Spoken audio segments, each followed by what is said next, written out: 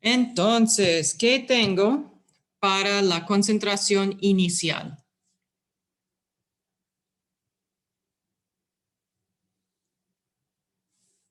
Profe, ahí usted lo que hizo fue un despeje.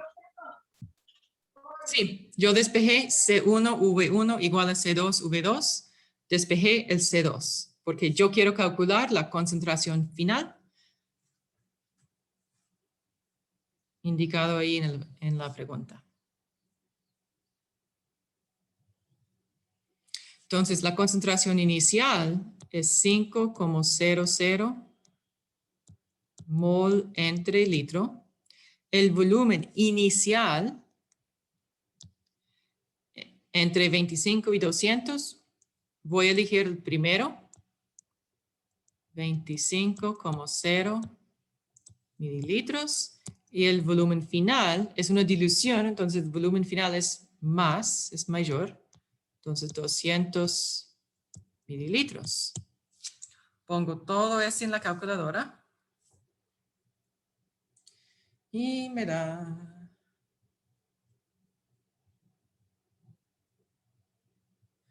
0,625 mol entre litro. Puedo verificar que la concentración final es menor que la concentración inicial y sí. Entonces, tengo como una verificación que probablemente lo he hecho bien. ¿Preguntas ahí?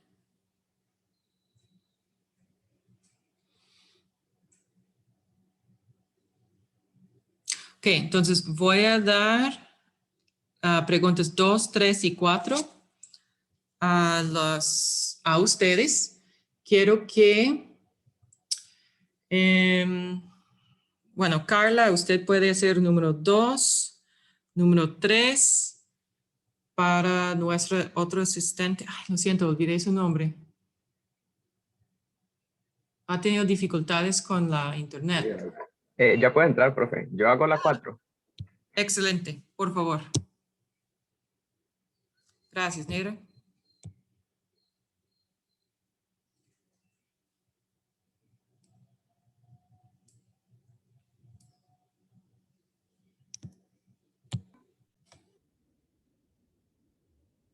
Ok, entonces, número 2, queremos saber cuántos mililitros de una disolución de hidróxido de sodio, 4 molar, se necesitan para hacer 600 mililitros de hidróxido de sodio, 0,500 molar. Entonces, estamos tratando de calcular el volumen inicial correctamente identificado. Por lo tanto, despejamos volumen inicial de nuestra fórmula C1V1 igual a C2V2. Sustituimos los valores dados. Notamos que molar y molar se cancela y ese nos da 75 mililitros. Podemos verificar brevemente que el volumen inicial es menor que el volumen final dado en la pregunta, y si lo es, entonces es probable que hemos hecho el cálculo correctamente. Número 3, hay que calcular la concentración final. Si 10 mililitros de cloruro de potasio, 6 molar, es diluido a 100 mililitros. Entonces, correctamente, ha despejado concentración final. Sustituimos los valores dados. Concentración inicial, volumen inicial es 10 y volumen final es 100. Entonces podemos ver que la concentración es un décimo de la concentración original. Todo perfectamente hecho. Profe, Ajá. digamos, ¿cómo sé yo en el 2 cuál es el C1 y cuál es el C2? C1 siempre es mayor que C2. Ah, ok, profe. ¿Okay? C1 siempre mayor que C2, V1 siempre menor que V2. ¿Ok? Ok, profe, gracias. Con gusto. Ok. Y también he recibido la respuesta número 4 por WhatsApp. Deme chance de ponerlo aquí.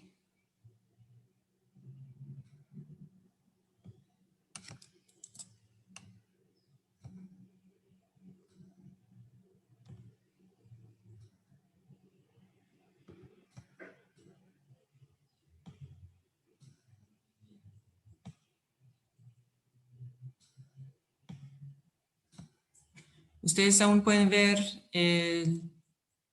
la presentación, ¿verdad? Sí, profe. Ok, número 4, queremos saber cuántos mililitros de ácido sulfúrico 3 molar se necesitan para preparar 450 mililitros de ácido sulfúrico como 10 molar. Entonces, estamos calculando volumen inicial. Entonces, concentración final por volumen final sobre concentración inicial. Muy bien.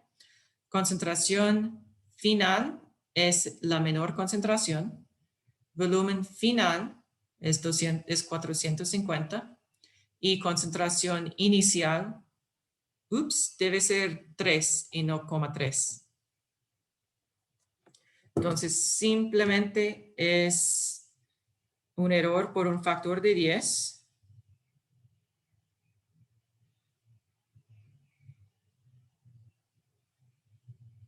Entonces, si en vez de 1,50 debe ser 15,0. Entonces, es un error pequeño.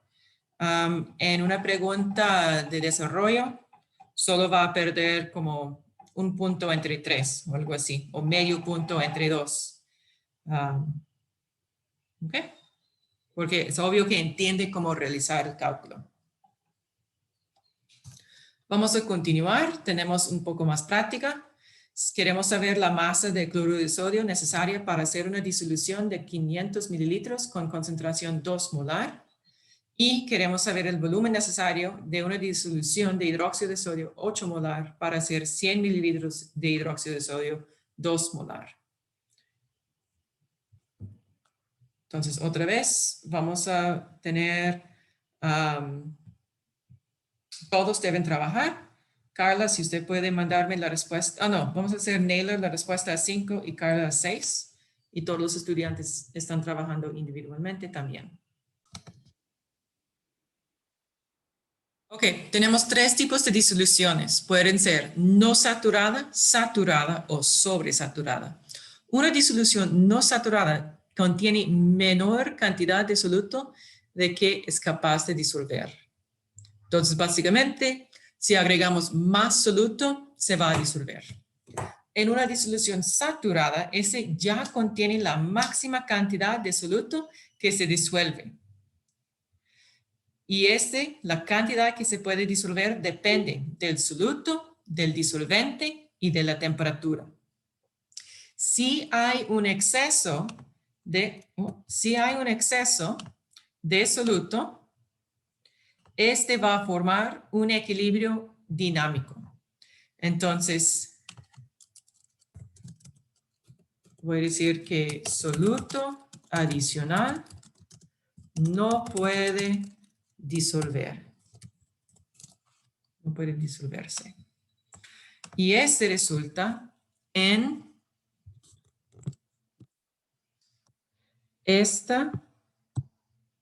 equilibrio dinámico en que tenemos el recipiente lleno de nuestra disolución y al fondo tenemos un poco de soluto en exceso. ¿Okay? Entonces, para cualquier vez que una partícula del disoluto entra a la disolución, hay otra partícula en la disolución que entra el sólido. ¿Okay? Ese se llama un equilibrio dinámico. ¿Okay? Entonces, por cada partícula que se disuelve, hay otra partícula que cristalice. Por lo tanto, la concentración es estable.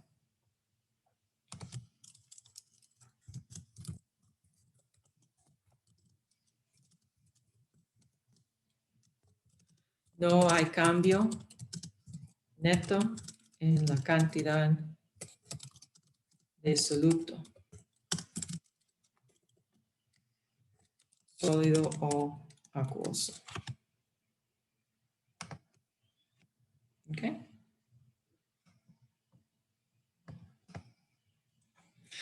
el caso de una disolución sobresaturada, Este contiene más soluto de que puede haber en una disolución saturada. Eso suena como una contradicción, pero ahorita les voy a enseñar unos trucos para formar una disolución sobresaturada, para tener más soluto disuelto que no debe ser posible, que debe ser posible. Que esas disoluciones sobresaturadas no son muy estables, entonces la cristalización puede ser rápida. A veces se llama metaestables porque la precipitación es muy fácil de realizar. Y en este caso, el soluto disuelto se separa de la disolución y forma cristales. Voy a mostrarles un ejemplo de este.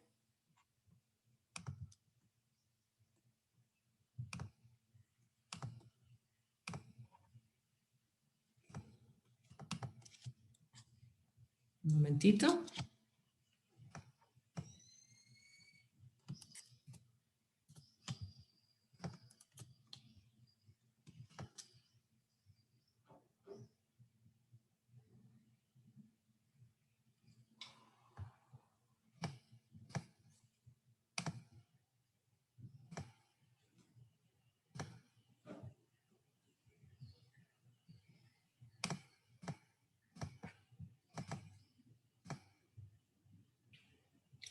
Ok, entonces lo que tenemos aquí es probablemente el acetato de sodio y esta es una disolución sobresaturada. Se ve completamente normal, pero ahora el científico va a agregar una pequeña cristal, es una semilla de cristal, y podemos ver que rápidamente el exceso de soluto disuelto en la disolución va a cristalizar sobre la semilla de cristal. Y ahora podemos visualizar que el exceso de acetato de sodio era enorme, porque mire la cantidad que está precipitando. Y está formando unos cristales muy lindos, muy largos. Y ahí es.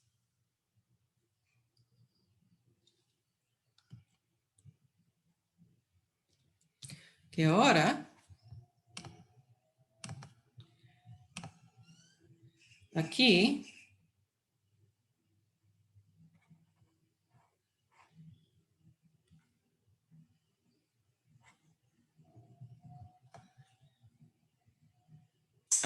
perdón, déme un momento. Es que yo olvidé que tengo este.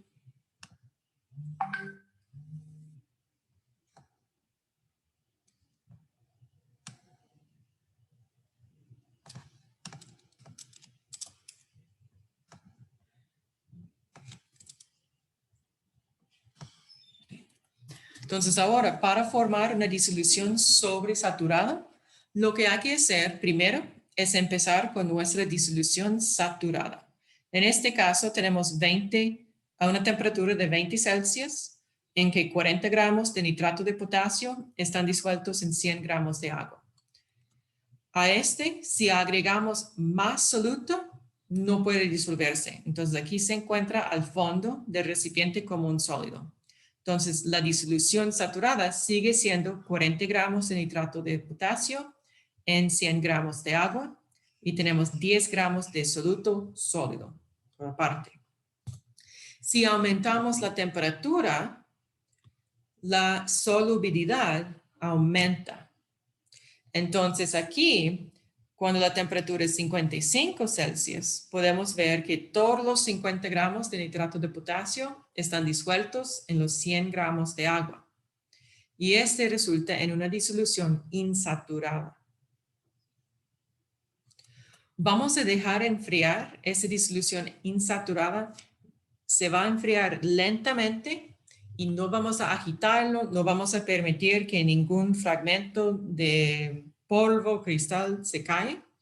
Y ese produce a 20 Celsius, todos los 50 gramos de nitrato de potasio siguen disueltos en los 100 gramos de agua. Entonces, este se llama una disolución sobresaturada, porque la disolución saturada tiene 40 gramos de nitrato de potasio.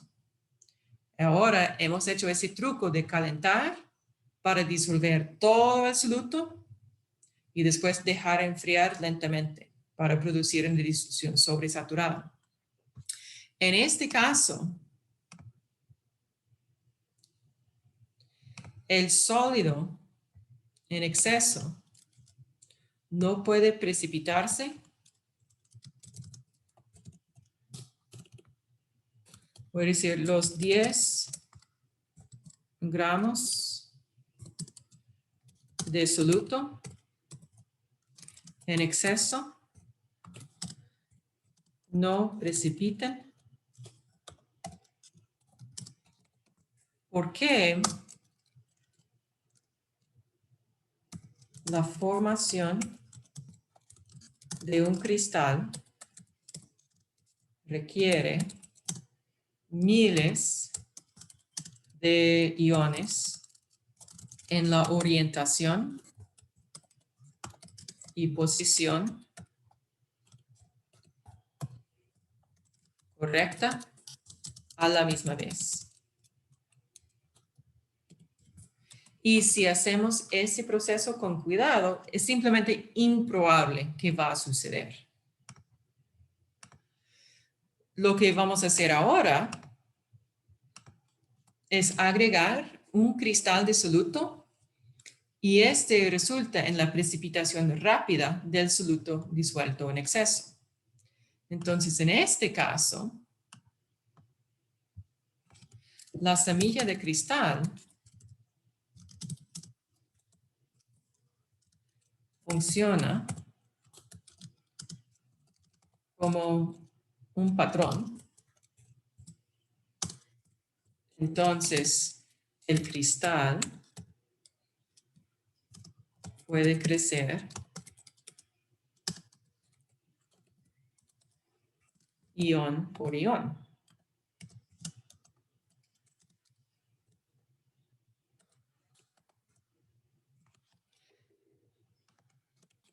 Es decir, que en cada momento, cuando un ion tiene la orientación y posición correcta, se cristaliza sobre la semilla. Entonces, este puede suceder rápidamente porque la probabilidad de tener un ion con la posición y orientación correcta relativa a nuestra semilla de cristal es muy alta. Entonces, tenemos la precipitación rápida del exceso. Preguntas aquí.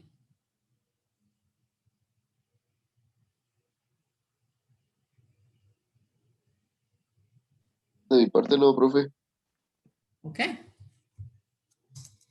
Para visualizar de otra manera, tenemos el mismo diagrama y ahora tenemos una curva de solubilidad. Entonces, este indica la solubilidad en gramos de soluto entre 100 gramos de agua a varias temperaturas para el nitrato de potasio.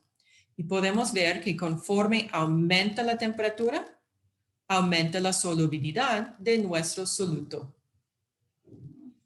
Entonces, cualquier concentración en la línea roja corresponde a una disolución saturada. Una concentración superior es una disolución sobresaturada y cualquier concentración inferior a la línea es una concentración o una disolución insaturada o no saturada. Entonces, empezamos a 40 Celsius empezamos con 20 Celsius y 40 gramos disueltos en 100 gramos de agua. Este corresponde a una disolución saturada. Podemos agregar más soluto, pero la disolución sigue siendo saturada porque no puede acomodar más sólido. Ahora vamos a aumentar la temperatura a 55 Celsius y ese resulta en el soluto adicional ahora se disuelve. Podemos ver cuando 50 gramos de nitrato de potasio están disueltos en 100 gramos de agua, estamos inferior a la línea de saturación, entonces esa disolución es insaturada. Ahora vamos a dejar enfriar lentamente hasta que llegamos a este punto. Aquí tenemos 50 gramos de nitrato de potasio disuelto en 100 gramos de agua y la temperatura es solo 20 Celsius. Entonces, este corresponde a una disolución sobresaturada. Cuando agregamos una semilla de cristal o chocamos el recipiente o rascamos el lado del beaker, este va a resultar en la precipitación rápida de los 10 gramos en exceso de nitrato de potasio y regresamos a la disolución saturada. ¿Preguntas aquí?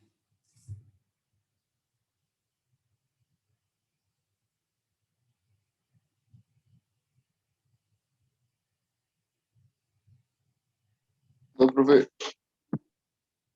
Ok, continuamos.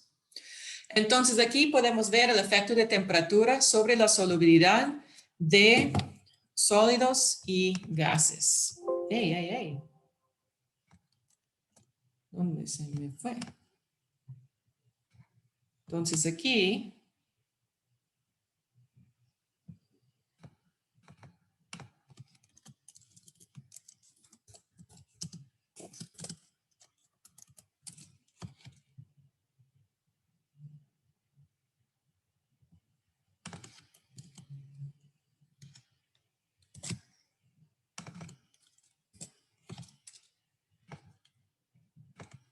podemos notar algunas tendencias generales.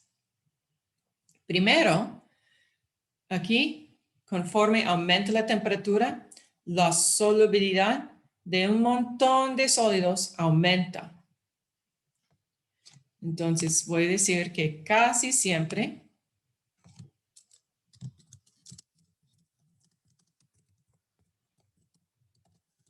de un sólido aumenta.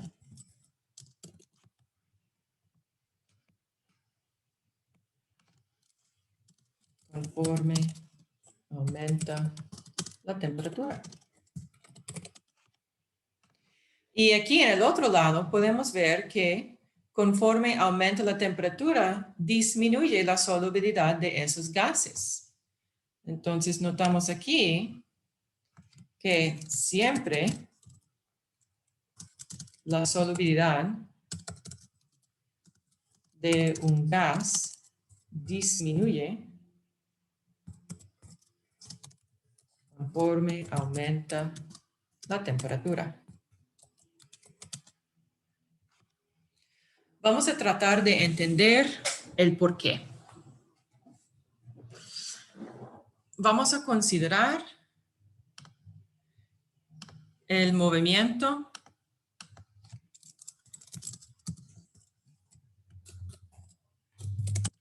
de las partículas.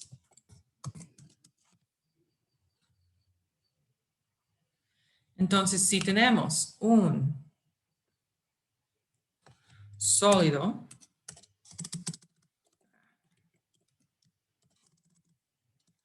un líquido o disolución y un gas,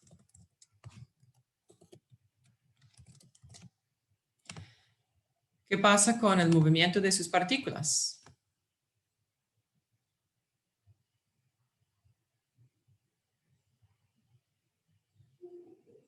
Es mayor, ¿verdad?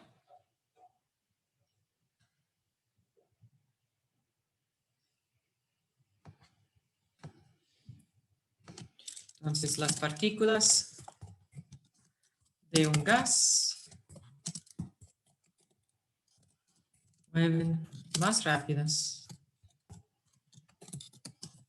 de partículas de un líquido o disolución y mucho más rápido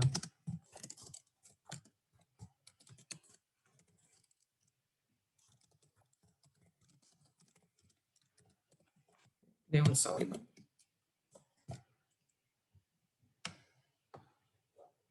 Ok. ¿Y qué sucede cuando agregamos temperatura? Aumentamos de temperatura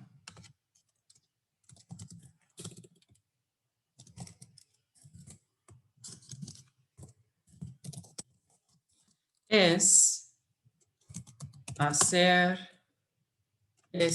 aumentar el movimiento de las partículas. ¿Ok? Entonces, si empezamos con un sólido, el soluto sólido a mayor temperatura puede disolverse. Entonces, un sólido a mayor temperatura puede superar sus fuerzas intermoleculares y pasar y disolverse. Muy bien. Pero, del punto de vista de un gas disuelto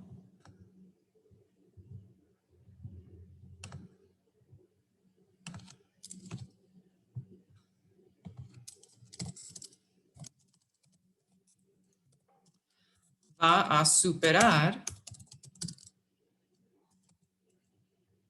sus fuerzas intermoleculares con el disolvente y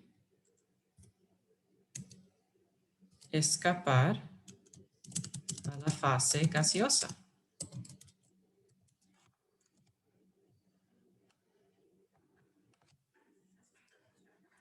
¿Ustedes pueden ver todo que he escrito o es demasiado hacia abajo? Sí se puede ver. Puede ver, ok. Profe, entonces básicamente eso que acaba de decir es como que un gas que ya está combinado con otro, digamos, como disuelto, al calentarse, como los dos empiezan a mover tanto, se separan, pues. Sí, entonces más temperatura es más energía en el sistema, entonces todas las partículas van a separarse más. Si empezamos como un sólido, este va a separarse y disolverse en el líquido. Si estamos un gas disuelto en una disolución, si tiene más energía, mayor temperatura, las partículas van a separarse y entrar en la fase gaseosa.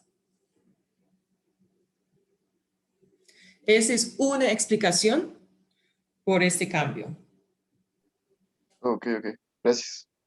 También podemos explicar esta tendencia utilizando entropía, pero yo pienso que esta explicación, aunque es muy cualitativa, es suficiente por ahora.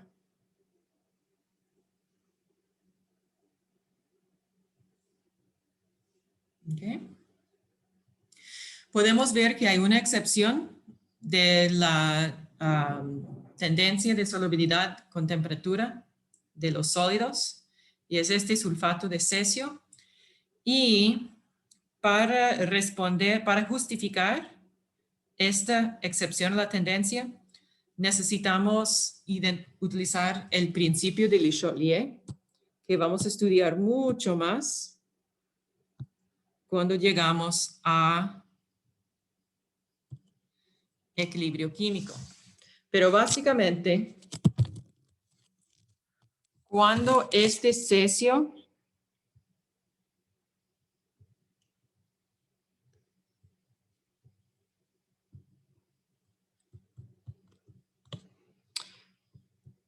el sólido disuelve al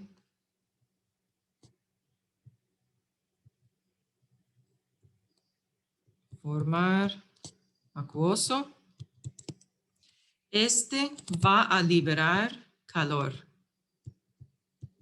Es muy exotérmico, entonces va a liberar mucho calor.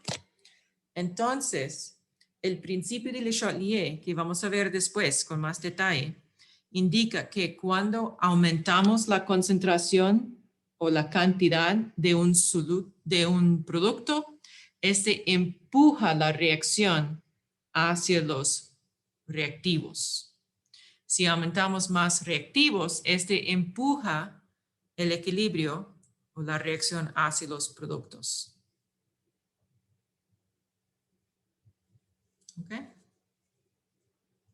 Entonces, básicamente la excepción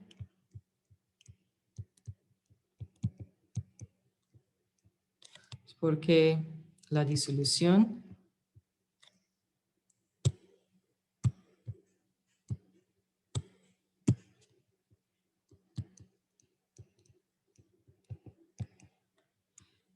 es muy exotérmico.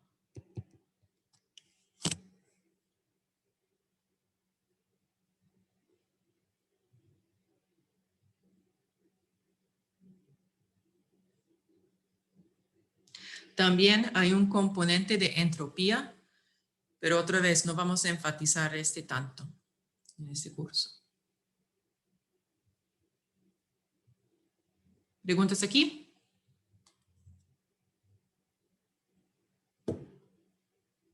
Ok. Ese es todo el tiempo que tenemos para hoy. Muchísimas gracias por su tiempo y por su atención. Espero que les vaya muy bien y disfruten su fin de semana. Y que me avisa por cualquier duda mientras están estudiando para su próximo examen.